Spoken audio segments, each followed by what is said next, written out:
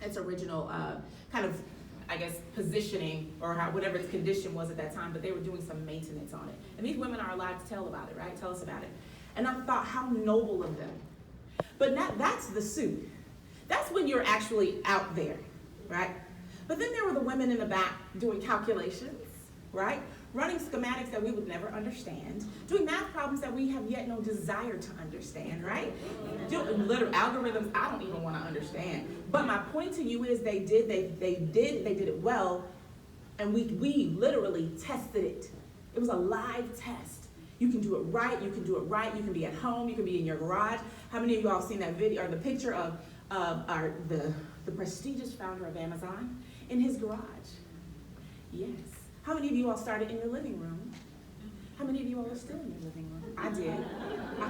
I was in my living room, right? And I was building my empire in my living room. The door would open, my family would walk right into my office, which was wide open because it was the dining room that was now my office.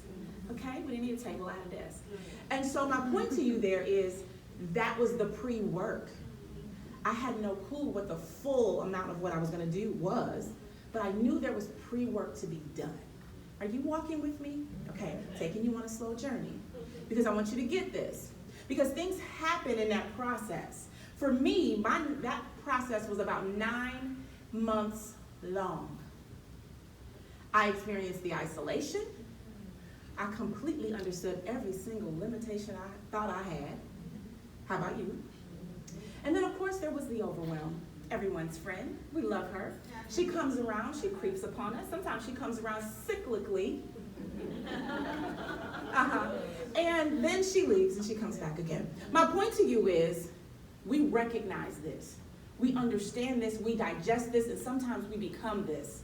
Those numbers we just saw are a direct reflection of our ability to or not to manage this. Because isolation will make you think you're by yourself. You're at home working in your living room, aka the office, right? And you're doing it alone. Until, for me, it was like until 3:30 when I got to go pick up the kids. Oh, reality is back. Dinner's due to the table. But my point to you is I was by myself building. So I thought. I was also in a space of understanding every limitation I had because I was in my own head. Right? So I actually was a necessity entrepreneur. I launched into entrepreneurship through a necessity. I was actually returned to the community, as some might say, with a severance package, however, negotiated by moi, right? But my point to you is, as great as I was in corporate America, and as wonderful as that first and 15th was, I had a lot of questions about who I really was. That was the first time since I was 14 that I didn't have a job. I had a graduating senior, I had rising elementary students and a rising middle school. I had a lot to look at, and I had a husband that was looking at me like, you've been bringing in 66% of this income, what is about to happen? I don't know, you better tighten that 44 you got up over there, that's all I got. Seriously, when I started doing the math, I was like, oh my God, I didn't know I was carrying that kind of a load, right? I wasn't stitching gloves and preparing to shoot anybody to the moon. I was just doing what women do that have been called to certain roles in their life, functioning.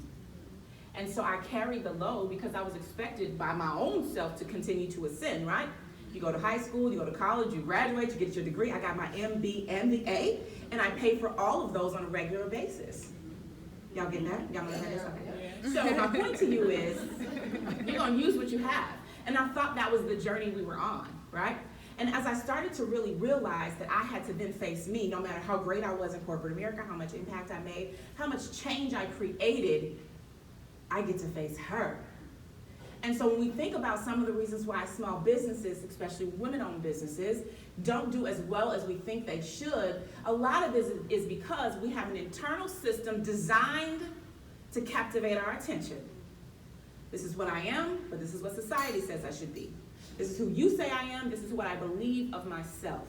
That creates these moments of what? Isolation, limitation, right? And then the fun of overwhelm. And overwhelm will take you out. Because overwhelm will start to tell you your inadequacies are bigger than what they are. They will challenge your ability to see past the moment. Isolation is about doing it by yourself and thinking you're the only one that can be robotic in this space. That's not true. Because if you called up your girlfriend and said, hey, let's go for a walk, you're no longer by yourself. Now you've got your first collaborative partner. You may be taking a walk because exercise is something you need to do, but you also need to have a conversation about what you're doing in your office, right? In your business as you're developing, so you can start to bounce ideas off of them. Does that make sense? Find your space. It might not be a walk, it might be a lunch, it might be a boardroom, it might be a room like this. My point to you is get out of your own way, right? Leverage what you have access to, which sometimes are your friends and your family. Sometimes it's your kids. They motivate you in a different kind of way. Sometimes it's your mates. They motivate you in a different kind of way. It's your obligation to find your resource. If you sit and wait for it, you'll be sitting and waiting for it. And nobody is going to come to you and give it to you. They're not. Because I'm attracted to what's attractive. If you don't look attractive, I'm not coming to you. You know why? Because your energy is going to toss mine off. And I'm not open to that. I know what I had to work through for 9 months to get to this position. Does that make sense? And so when you're going through isolation, you're facing your limitations, and you're considering the overwhelm, the swell of overwhelm. That's where the challenge happens. What's your process? You have your mission. The vision is yours. You can't deny any of those things. Sometimes you just know it in your belly. This is that thing I'm supposed to do, right? And we have to figure it out. What is the process for doing that? You know there's good news that's going to flow all the way through this thing. We're going to have a plan. So the way we do this is the pre-launch plan. What is that? It's the strategic approach to launch. Strategy, right? Ideas that come together to create a method of execution, okay? You need to leverage what do I already have within me, right? Within me, what do I already have? Okay, I can do these things well. Someone spoke to it earlier, right? What are your unique gifts, right? These are the things I do well. This is the solution I know I can provide well to the market. Okay, I got that part. Let's start mastering it. That I do well. What is your skill set? What is your thing? If you're in a corporation, I spent 15 years inside corporations. The first corporation that I will speak on is going to be General Motors Design. I'm not a designer, I'm not an artist. I can draw a stick figure with hair and I can make her do her thing. That's it. I cannot draw a car. I cannot select fabric. However, I know business and operations like nobody's business, which means I know people, I know processes, and I know how to generate profitability. And in an organization that big, what I'm capable of doing is identifying profit leaks that actually show you where the profit is. You seal the leak, you retain the money. Make sense? You reverse engineer that thing. If you know people, process, and profit, figure it out. Walk it out. Does that make sense? So I'm not a designer, but you need me to make sure this product gets to the market. Number one, on budget, on time, right? You're gonna look good. Designer, spending all day trying to figure out where to put the tape on the front fascia of a vehicle. I could care less. Is it on time? And where's the money? Right? Does that make sense? All right. So I leverage my capacity. I leverage my skill set. I'm an analytical thinker. What are you? I'm methodical. I ask questions for a living. Shame on my kids. I ask 1,000 questions. I bet you I'm clear when I'm done though, and so are they. And so guess what that is? A transfer of insight. They get to do the same thing to their teachers. You're going to school to learn. What do you think you need? Ask her for what you need. Ask him for what you need. I just transfer the skill set. Leverage what you have access to. Instead of it being mom, you ask a lot of questions. Mom asks a lot of questions, but she doesn't ask the same question twice typically. All right. I'll get to that later. Capacity. How much of what you do can you do? Right? We talked about that solopreneur. How much can you do on your own? Know what that is. Because as you're in this pre-launch space, taking on too much is what will send you back into overwhelm. So when you create the plan, you create the steps. You start to phase out what's possible. Are you walking with me? Is it making sense? Can you all think of where you need to leverage this in your business? Okay, good. Now, resources. Remember that friend I told you, maybe you want to take a walk with them or go to lunch or come to an event like this? Those are the resources that you have access to. You have no clue what the person sitting next to you, well, maybe you do, but the person sitting next to you has the ability to do. Because all of us have things we can leverage, we all have a certain capacity, and we all have access to resources. It could be my checkbook, it could also be my relationships, right?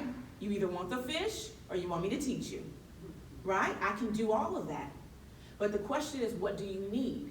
And in order for you to figure out what you need to know what you can do, what you have capacity for, and what you're overexposed for. Like, where are your leaks? People, process, profitability. Want to talk about it? Leverage, people, process, capacity, identifying what you have capacity to do. How much of this can I do? Resources, profitability, all day long. Can you see it? It's the concept through and through. We've been walking past it. We touch it. We don't want to touch it. How many of you all love operations and administrative work in your business?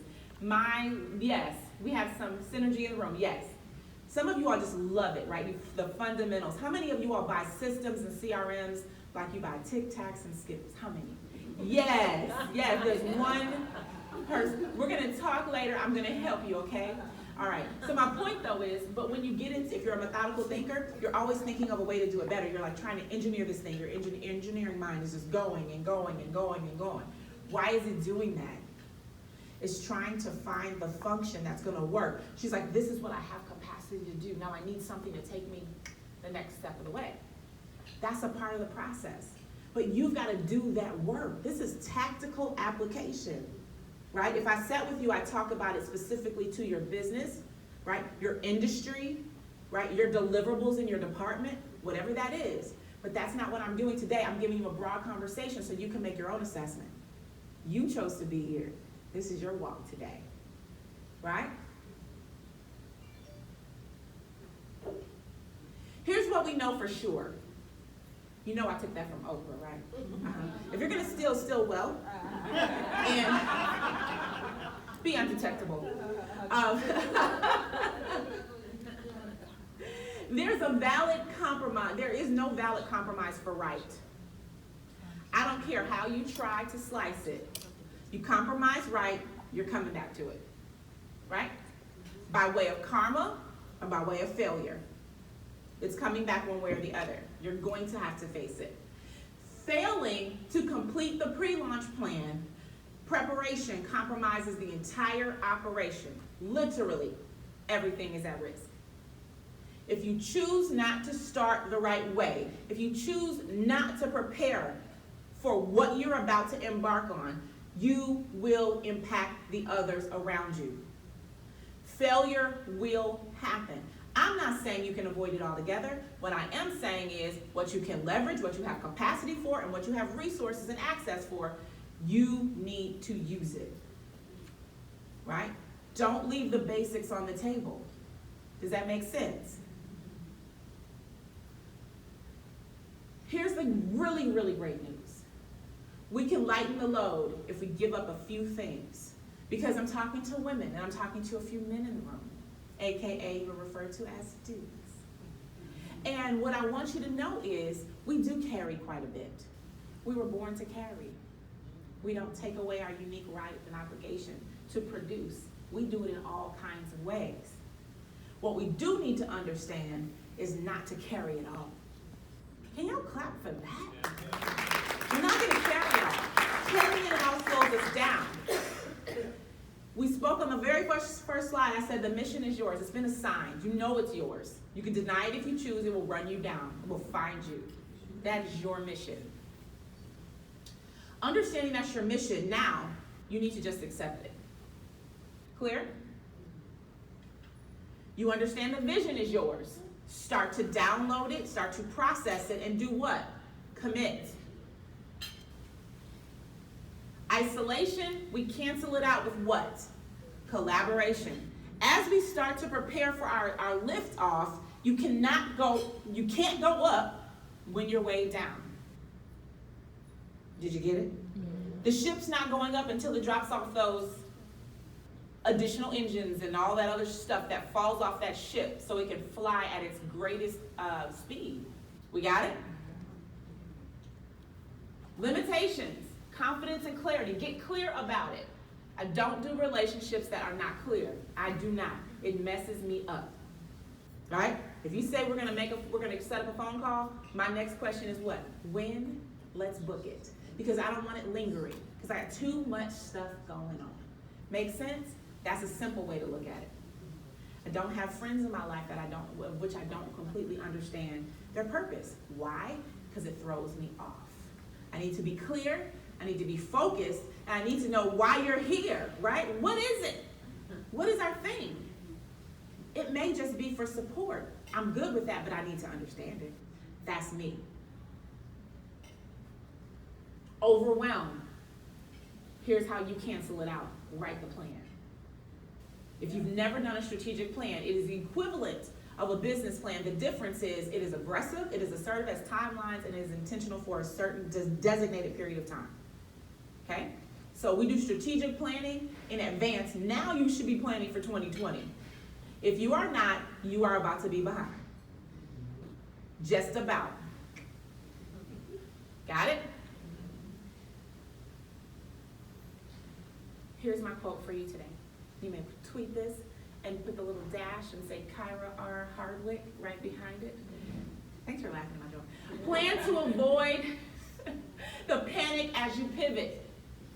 When you're shifting, right, from the home office to the office, from no employees to several employees, from B2B to B2C, B2C, B2G, right? Or, it's time to take a moment to stop working because I need to address my health because I was doing so much. Or I need to address my family because I was doing so much. Or it's time for me to think about how I want to serve the world differently. My humanitarian need is calling, right? I'm gonna travel the world and take care of children all over this world, whatever that is. It's a pivot, but you need to plan for it so you don't take yourself out in the process. How many of us get that whim and we're like, oh, I just don't know if this is what I should be doing anymore? How many of you ever had that? Yes. If your boss is next to you, don't raise your hand, okay? All right. Here's the deal. You're here at this point. What's your option? Come on, work with me. Show up ready, right? We're here. If you've done that pre-work, you can simply show up. Show up and stand in it. You'll grow and you'll pick up what you need along the way. But if you don't come, and if you're not attractive, I'm not going to be drawn to you, right? Your colleague, your next opportunity is not going to be drawn to you. They're not coming because you do not reflect something that someone wants to connect to. Did you do your work? The message of ready is simply this. I don't care if you're speaking or not. You came into a room of intention. When you got up this morning, what was your plan of attack? Right? Did you take care of your emails so you could be focused? Right? Did you prepare what you were going to wear so you could be focused and feel confident? Did you make sure you have business cards in your purse or whatever you need to do so you could be prepared for the engagement that would abound for you today? Did you do it? It's a mindset first. Before it's ever an outward display by way of behavior, it's here. It's right here. The influence, you gain and garner the influence because you look like somebody that should be influencing somebody. Does that make sense?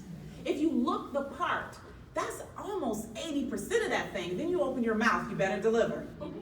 Nothing like a Barbie doll standing up here that can't talk to you, right? But you need to do that. I was in the restroom this morning with my makeup artist intentionally. I understand optics are important. I can do it myself, but there's something about when she does it, it's on another level. Not because I'm vain, but because I understood the intention behind this moment. You hear that? I showed up ready. My pre-work was done because I understood what needed to happen in this moment. And the authenticity. I am like this 24/7. 365 days and 60, how many of them leap years? 66 in leap year. Right? Right? That's me. I don't have to play, I don't have to practice. This is the consistency of who I am at all times. This is what my family gets, like it or leave it. This is what my friends get, like it or leave it. Right? This is what my team gets, like it or leave it. But the good news is I'm clear about it, which means I know how to deliver. So if we engage, you understand what to expect. It's nothing like walking up on a waffle and you think it's piping hot and it's cold. It changes your whole disposition, right? So let's go. How do you show up ready? Be smart and be sensitive. What does that mean? Be sensitive and smart about where you're showing up. In this room specifically, right? Be sensitive to the environment. Pay attention to what's being said, the energy that's being shared, how you present yourself. If this is not a cold, hardcore sales room, do not cold, hardcore sales us in here. We don't want that. It's safe. We want this environment to serve us. Does that make sense? That's how you show up, being sensitive to it. Bring your host mentality with you. I may not be the host of this event, but if I'm standing at the door and you walk in, I'm going to greet you. I'm going to hug you. I'm going to make sure you feel welcome. Do you know where the food is, right? That's what you bring. Bring that. If you're at a networking event, if you're on a phone, I can feel it. So can the other person on the other end. They're connecting with you. I get it that you have a company, you have an LLC, you have an Inc., you have a corp, whatever it is. But they're talking to you. If you did your pre-work, and if you're in your pre-game, and you're in your pre-launch space, understanding how to develop your message so it's consistent no matter when you talk to me. I don't care what stage or platform I'm on. Even if I'm at my kids' school, I'm probably going to say the same thing. People, process, and profitability. I will convert it to the environment, but it's the same three things. That's what I understand. Organizational development. The process of creating an organization that runs with gears that move, right? It's fluid, no kinks, because you want the money on the other side to come out. But you got to have great people doing great processes so you can get there. The process kinks up the funds. If you want to know where your money is, go back to your process. Opportunity's always in the room. We're sitting at tables with people. I always say this, don't run to the person at the stage first. You just passed over so much opportunity at the table, right? You have more, that's intimate space. Find out how you can leverage it. Now, it's going back to the innate nature of a woman or the innate nature of a person, period, right? For our men in the room. There is a winner in you, period. If you deny it, let's challenge it now. There's a winner in you. Definitively, you win. You have to decide that you're going to display the winner, though, and call it forward. Sometimes it's asleep, it doesn't know, because you haven't been telling it what it needs to know. But it's here. And if you're going to launch in your business and really pull yourself forward as a business owner and leverage your relationships and the people around you, you've got to have that talk. And you've got to be confident about it. Because there will be days that are dark and no one will be there but you. So what you put in is what you get out. You either have time to do it right or do it over. Understand more than you need to know. Sometimes it's about understanding information that really has no value to you. If you know where you're going, let's talk about some things that are relevant to the environment. Know some basic, current events. Know the names of the storms that are out in the just know some basic things to demonstrate your understanding and awareness of what's happening in our culture, right? Basic stuff. But sometimes that's an entryway to a conversation. If you don't know technology, but you're going to a tech event, just get the basics. Can't you just read the Tech Today news and get that? Talking about showing up to be present. Penetrate the room through emotional exchange.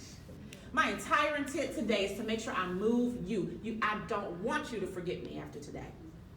Not one soul. I want you to know. I don't care if you remember my name, but you're going to remember people, process, and profitability, or 3 Ps. I don't know what they were, but I know one of them had to do with money. Right? My point to you is be unforgettable. Make sure I shake the room. I want to shake you up. I want to disrupt everything about you. That's my intention. You can't sit in a room like this, get what you're getting, and not be disrupted. Be realistic and set expectations. I'm going to speak on this for a moment. I know my time is really close. But what I want to say is this.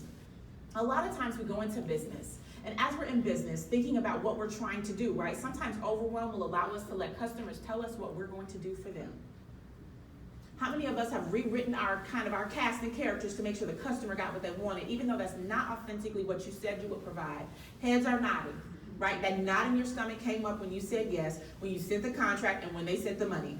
It was all wrong. We compromised right. It might have satisfied the moment, but it did not sustain us. It impacted other things. Do not do it. If you can avoid it, don't. There are those times, though I understand. But my point is, set expectations so people will understand how to engage with you. Make sure your audience, whoever you're talking to, even if we're one-on-one and we're networking, have something explosive to tell me, something that's just gonna blow my mind. Shake me up, be unforgettable to me, right? Talk about your kids in a way that I've never heard anybody talk about their kids, right? Tell me about your drive-in today that I've never heard anybody talk about their drive. Like, I wanna know what were you listening to on the radio, what got you pumped this morning. That's an explosive dialogue. In this instance, my intent is to explode your mind around all the things and opportunities you have available to you within your own self first, then work the room, because then you'll know what you need, because you'll have assessed what you don't have, or have in great portion. Does that make sense? Advance your audience through a process. We went through a process. I told you where we were going, right? There's good news ahead. We're in the pre-launch space. You know the next, if I'm pre-launch, right, at the end of the day, you should be what? Launched, correct? All right, so we're clear on where you are, right? What your positioning is? Good. Your most significant conversion is in this room. You are here. Be clear about it. Remember, there's an emotional exchange. When does the cash hit the register? When I'm emotionally charged to make a transaction. Period. I don't care what you say. You say, I'm not an emotional leader. Yes, you are. You made a decision because there was an emotion, there was a need, there was a deficit, there was something identified that said, you need this. It could be as simple as gas. I'm gonna run out, I don't want that. It makes me afraid, I don't wanna call the people to come meet me on the side of the road, right? Emotional exchange. Then there's the thing where you know in business, you have an operational deficit, and you're like, man, if I get somebody in here to help me with these processes, woo! I can hire 7 people. I don't even know what people to hire because I don't know what I have, what I need. I don't have job descriptions, I don't have this, and blah, blah, blah, blah. We start going, overwhelm, write the plan. Call who you need. Thank you very much.